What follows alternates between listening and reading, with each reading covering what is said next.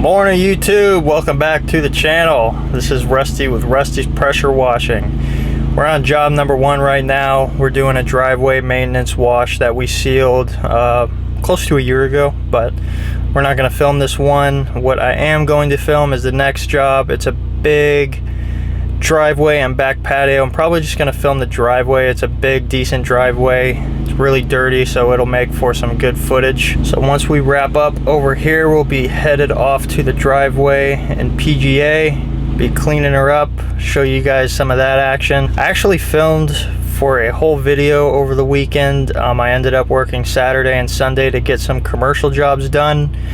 The weather was so bad I couldn't film. I wasn't even supposed to go back Sunday, but I couldn't finish on Saturday due to the weather and heavy traffic in one of the commercial spots, so had to work all weekend.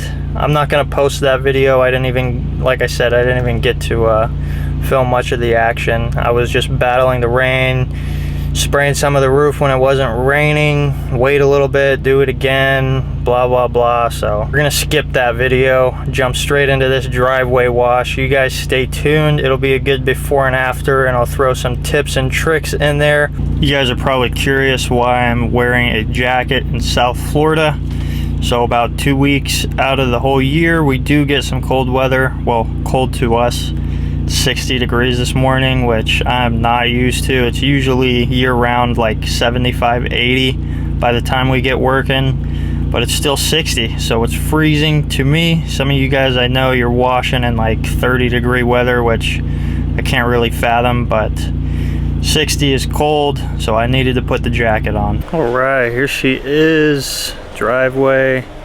It's got a little U-turn section, but we are going to blow it off, get these pine needles out, surface clean, post treat, and that will be that.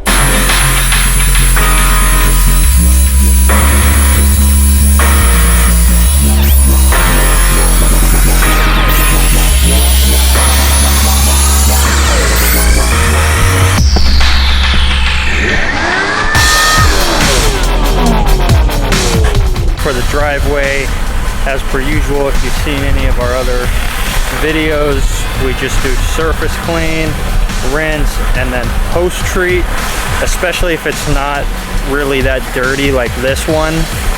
There's no reason to pre-treat, in my opinion. And even with the dirty ones, if you're gonna pre-treat, you're probably gonna post treat anyway. So 99% of the time, a post-treat works for us without a pre-treat regardless. That's the best advice that I can give you on driveways like this, especially really big ones. You don't want to waste a ton of money and chemical doing a pre-treat and then a post-treat regardless. So next driveway you wash, try it out. Just do surface clean, rinse, let it dry up a little bit, and then post-treat with a pretty aggressive mix. Another great thing about just post-treating is you are not doing a pre-treat, surface clean, and then all that chemical you're rinsing down into the gutters, probably rinsing it into a drain. I know a lot of guys don't do reclaim. I don't personally either. That's why just a post-treat is nice, because you're putting it on there, you're leaving it, and it's going to dry out for the most part unless it rains shortly after. But even at that, you're just not rinsing all that pre-treat down into the street gutter, which is really nice, especially, like I said, if you don't have a reclaim system.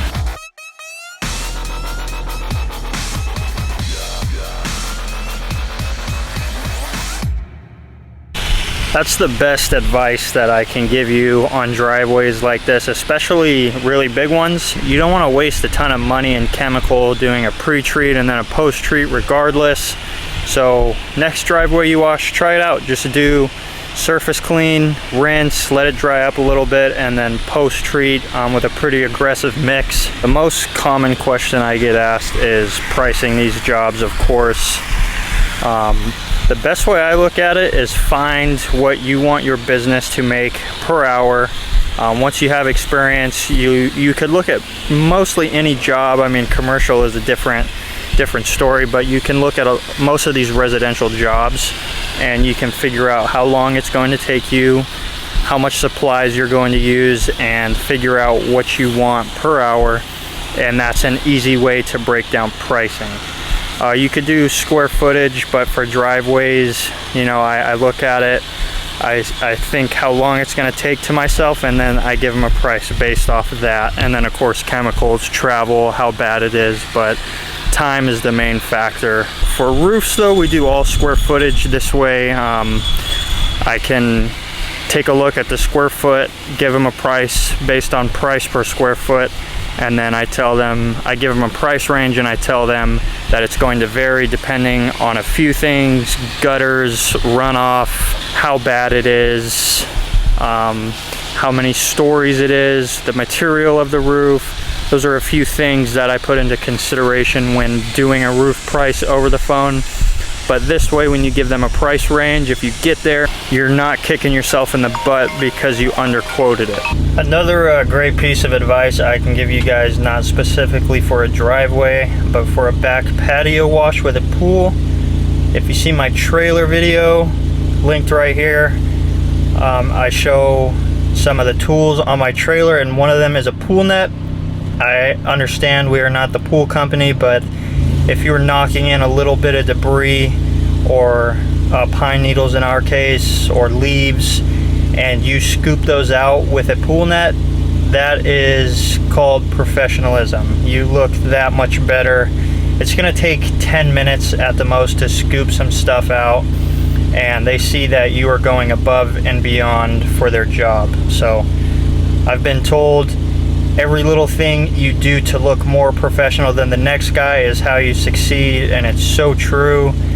We go above and beyond for all of our customers, and it shows. It's mentioned in our Google reviews. It just puts that edge on our company that some others don't have. I'm sure you guys know this, but I've needed a reminder for this, so it probably won't hurt to give you a reminder. Try to upsell anything at a job. So this is very important because it's a free lead pretty much. If you did pay for the original lead, you are now producing more money off of a paid lead, and you're adding onto that total ticket, which is critical when it comes down to crunching numbers, when you're trying to do better, when you're trying to make a bigger ticket. And we always tell them, you know, since we're here, since we got the equipment out, the trailer's here, we'll do it for X amount of money, rather than if we did it in a one-day trip and we had to come back out here again. You know, you're saving this much money, and 90% of the time it works. You know, especially if it's something small, you do a roof and you throw the gutters in there for $100, $120, rather than doing it for $200 because you had to come out strictly for gutters. They understand that they're saving money and you're making more on your ticket. It's a win-win for everybody. That's going to be a wrap on today's video, you guys. We've got a few estimates to go do. Let me know in the comments some of your tips and tricks that you do that you see me not doing, and if you'd like more tips and tricks, let me know exactly what you need help with in the comments, and I will do my best to read them all and make a video on it. I'll try to consolidate it all into one video. But anyway, much love, YouTube. Thank you for the support. If you like this video, please give it a thumbs up before you head out. Supporting this page means everything to me. I'm trying to produce great content for you guys, trying to help you guys out. I appreciate it. Again, I will see y'all in the next one. Peace.